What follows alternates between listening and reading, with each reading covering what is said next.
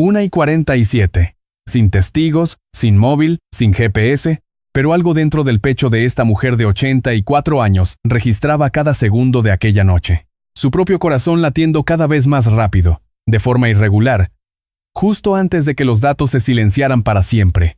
Algo con lo que el FBI lleva trabajando en secreto más de 3 meses, algo que cambia por completo este caso, algo que, una vez que comprendes lo que significa, ya no puedes olvidar.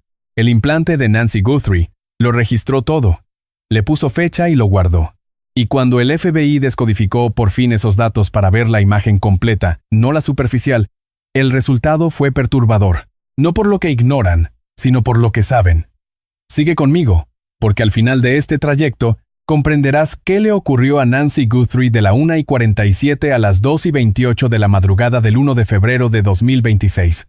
Y comprenderás por qué la prueba más crucial de toda la investigación sigue oculta dentro de una mujer a la que nadie ha encontrado todavía. Antes de analizar los datos, debo hablarte de Nancy un momento. Esta historia se vuelve técnica muy rápido, y cuando ocurre, es fácil olvidar de quién estamos hablando en realidad. Nancy Guthrie tiene 84 años. Es la madre de Savannah Guthrie, presentadora del programa Today de la NBC, y de Annie, que vive a unas 4 millas de la casa de Nancy en Tucson. Nancy no es un personaje público. Nunca quiso serlo. Crió sola a sus 3 hijos tras perder de repente a su marido en 1988. Una mujer que amaba su jardín, que iba a la iglesia, y pasaba tardes tranquilas en su porche de Catalina Foothills, el barrio donde construyó su vida durante 5 décadas.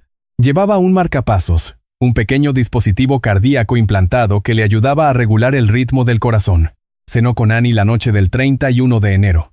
Tomaso la llevó de vuelta a casa. Entró en casa y, a la 1:47 de la madrugada, todo cambió. Nancy Guthrie lleva desaparecida más de 90 días. Sigue en algún lugar y el dispositivo de su pecho registró cada segundo de lo que le ocurrió aquella fatídica noche. Bien, empecemos con algo que la mayoría no entiende del todo, porque la cobertura que los medios han hecho de esta historia, con sus crónicas y cronologías, ha sido muy incompleta. Esta visión sesgada sobre una prueba tan concreta ha generado una gran confusión sobre lo que sabemos de verdad y lo que realmente implica. La gente suele ver el marcapasos solo como un simple regulador cardíaco, un aparato que envía impulsos eléctricos para mantener el ritmo del corazón. Y sí, hace exactamente eso, pero esa es solo la mitad de su función. La otra parte es la que convierte este caso en algo tan crucial. Los marcapasos modernos registran datos constantemente. Registran cada latido, cada arritmia con su hora exacta, cualquier subida repentina de las pulsaciones y cada bajada por debajo de lo normal. Capturan y guardan cualquier alteración fisiológica importante, y a menudo la transmiten en directo a un sistema de control médico. Y más allá de los datos cardíacos, muchos modelos modernos incorporan acelerómetros, sensores de movimiento capaces de distinguir si una persona camina por su propio pie o si alguien la lleva a cuestas, si se mueve por voluntad propia o si está siendo trasladada contra su voluntad. El de Nancy tenía todo esto. Y algo más. Estaba conectado a una unidad de monitorización instalada en su propio dormitorio, un receptor enchufado a la pared que enviaba sus datos cardíacos directamente a la nube privada del fabricante, sin interrupciones, de manera constante. Y esa información en la nube es lo que el FBI reclamó la primera semana de febrero. El fabricante cooperó. Lo que el especialista forense del FBI descubrió en ese registro virtual es el núcleo de esta historia. Vamos a analizarlo tal y como lo haría un investigador. 5 pruebas clave, en orden, porque al verlas todas juntas en riguroso orden cronológico, la realidad que revelan resulta del todo imposible de ignorar. Primera prueba. A la 1:47 de la madrugada, la cámara del portal capta a alguien enmascarado acercándose. De negro, complexión atlética y delgada, con guantes y cargando con 2 bolsas. A la 1:47, esa persona desactiva la cámara. La pantalla se apaga.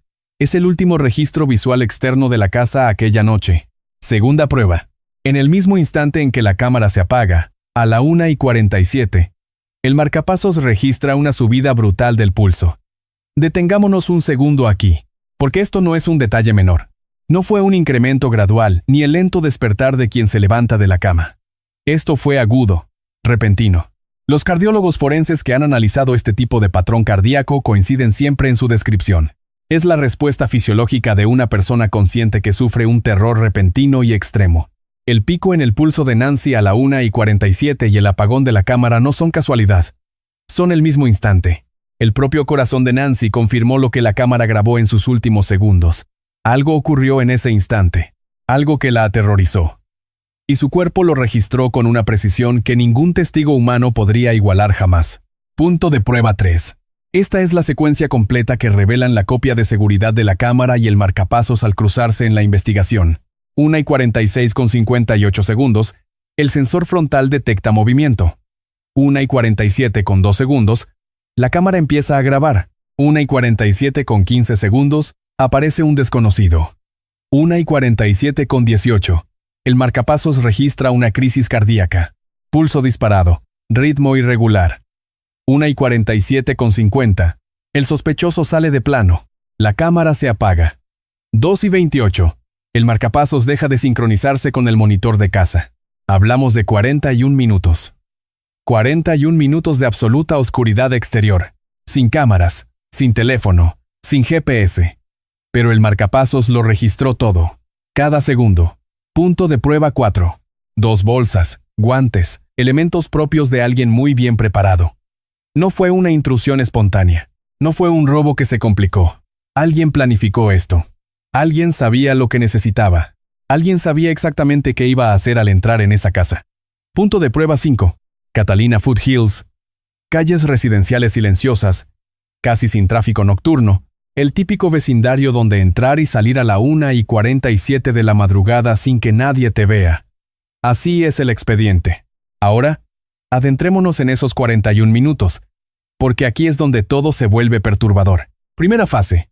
Nancy estaba despierta. El pico cardíaco de la 1:47 revela algo crucial que la prensa oficial nunca ha explicado con suficiente claridad. Nancy no dormía cuando esto empezó. Pensemos en ello detenidamente. Nadie que se ha despertado bruscamente muestra una reacción fisiológica tan aguda en el instante exacto en que surge la amenaza en su puerta. El patrón de Nancy corresponde al de una persona consciente, alerta y plenamente despierta cuando algo desencadenó esa reacción.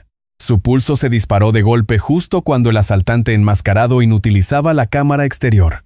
Estaba despierta. Estaba consciente y sabía perfectamente que algo iba muy mal. Este detalle es fundamental, porque significa que Nancy vivió el inicio de todo. Estuvo presente.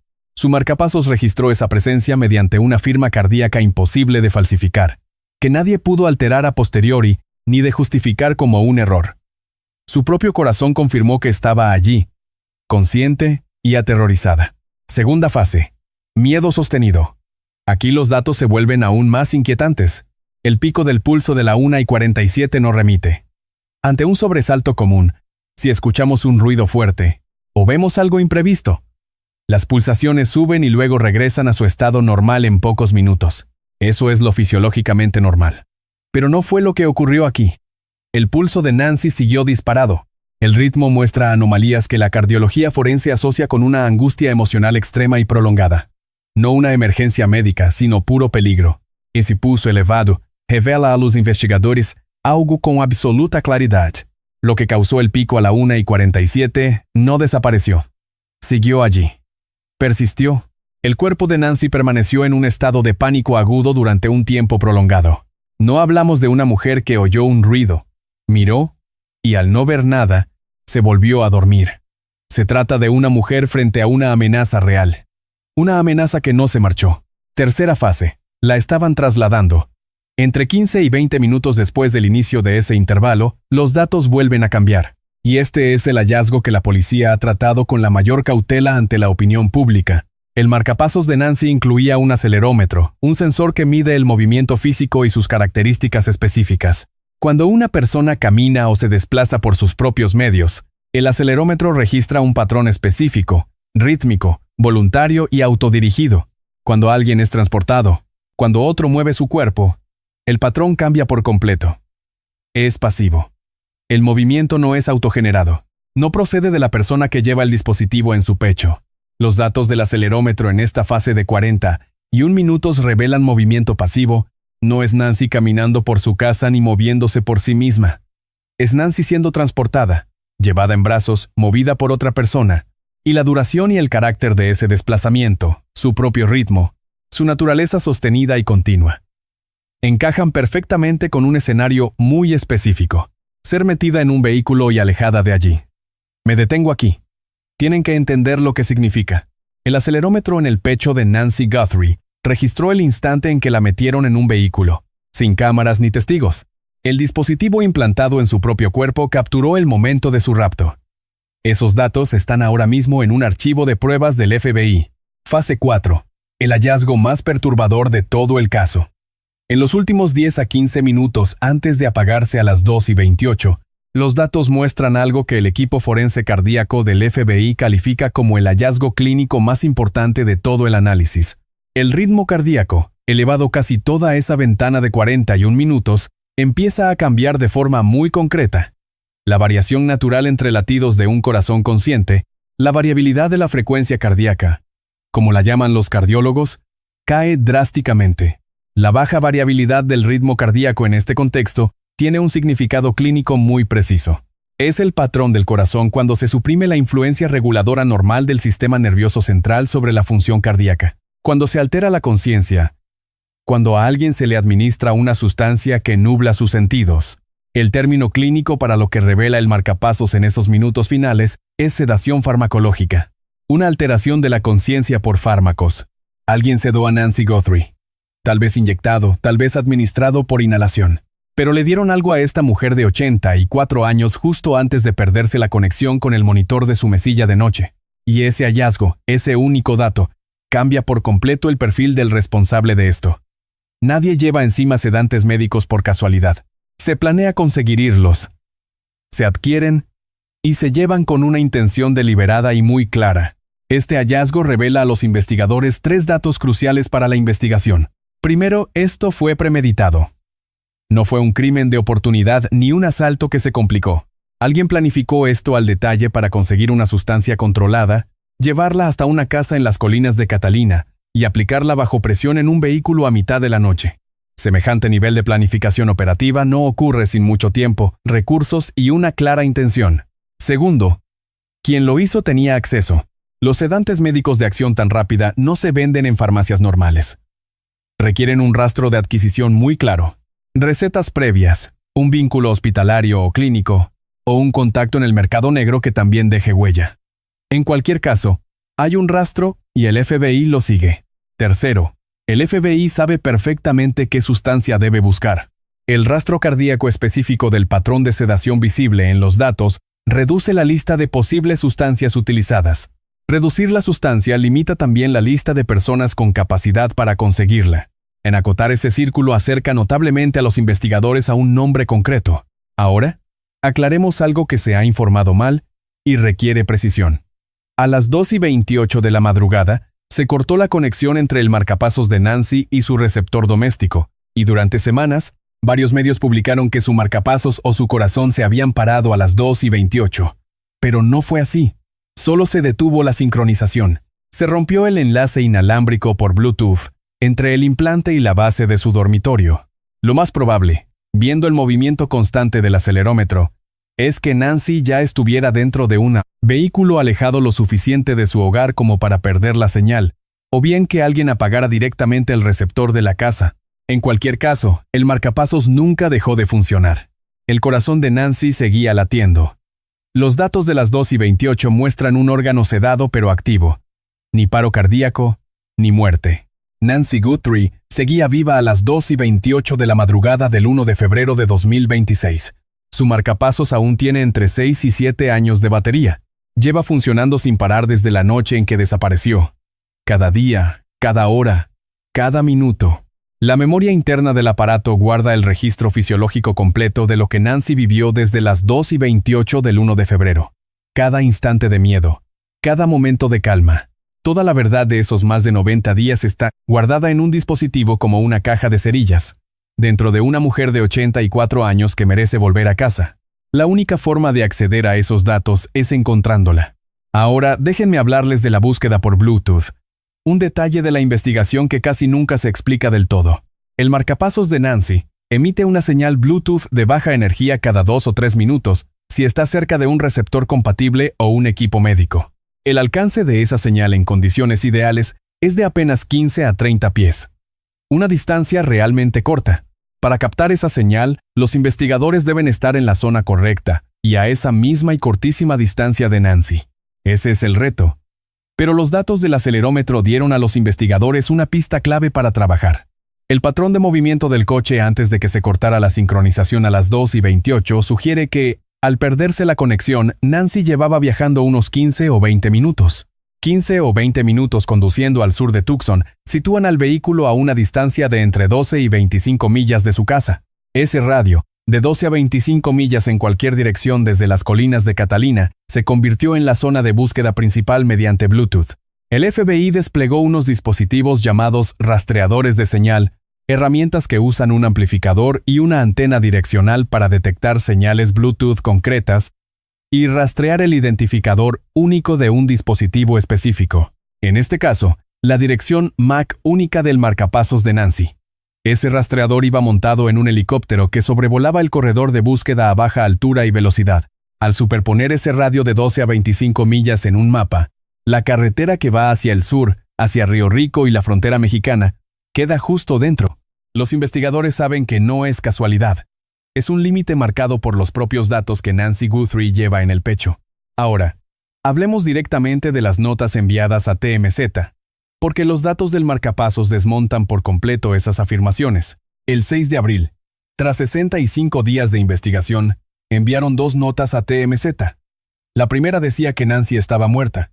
La segunda, mandada esa misma mañana por el mismo remitente, aseguraba que la habían visto viva en Sonora, México. 2 notas, un mismo remitente y una mañana, contradiciéndose por completo. Agentes retirados del FBI las tacharon de falsas de inmediato, pero hay un detalle que las hace aún menos creíbles de lo que la gente piensa. Los datos del marcapasos a las 2:28 no registran ningún paro cardíaco. El dispositivo nunca entró en modo post-mortem. Muestran un corazón que latía de forma estable y sedada en el último instante registrado. Quien escribió que Nancy estaba muerta lo hizo sin tener idea de lo que el marcapasos había grabado en realidad. Obviamente, no tienen acceso al análisis forense cardíaco realizado por el FBI. Estaban especulando. Y su teoría choca de frente con la prueba médica más precisa de todo el caso. Hablemos ahora del ADN, porque esto se conecta con el misterio del marcapasos de una forma que casi nadie ha explicado todavía. El FBI confirmó el envío de muestras de ADN recogidas en casa de Nancy al laboratorio de Quantico, en Virginia. En concreto, un cabello sin raíz y material biológico hallado en una de las sábanas de la casa. Analizar pelos sin raíz con métodos tradicionales es sumamente difícil. Por eso, el FBI colabora con Astrea Forensics, un laboratorio de California experto en análisis de ADN por transferencia y muestras degradadas, y cuentan con la prestigiosa genealogista forense Ceci Moore para el caso. Ceci Moore ha resuelto crímenes archivados durante décadas usando solo restos biológicos degradados. Por ahora, el cotejo en la base de datos nacional, CODIS, dio negativo. Quien dejó su rastro biológico en la escena no tiene historial delictivo, ni arrestos previos ni condenas. Un expediente impecable. Esto descarta totalmente a delincuentes profesionales y vagabundos de paso. Nos habla de alguien que lleva, en apariencia, una vida absolutamente normal. Alguien que pasa desapercibido, cuyo nombre no haría saltar ninguna alarma en ningún sistema. Alguien capaz de cenar en familia y luego llevar a una anciana a su casa por la noche. Pero debemos hablar también de los errores, porque este caso exige absoluta honestidad. Aquel error al enviar el ADN costó semanas. Enviar las pruebas a un laboratorio estatal en Florida en lugar de directamente a Quantico. Cuando el director del FBI, Kash Patel, tenía un avión listo en pista esa misma noche, retrasó el análisis forense más sofisticado disponible. En la desaparición de una mujer de 84 años, perder semanas es inaceptable. Las disputas de jurisdicción entre la oficina del sheriff de Pima y el FBI causaron confusión justo cuando más se necesitaba claridad. Un cargo del condado acusó públicamente al sheriff Nanos de dejar que su rencor personal hacia el FBI entorpeciera una investigación federal. Esa acusación todavía no se ha retirado. Revelar detalles de la búsqueda por Bluetooth pudo alertar a quien tenga a Nancy sobre qué precauciones exactas debía tomar para ocultarse. Cada declaración pública sobre el rumbo de la investigación es un mensaje directo a los responsables. Y me temo que, en este caso, han captado el mensaje.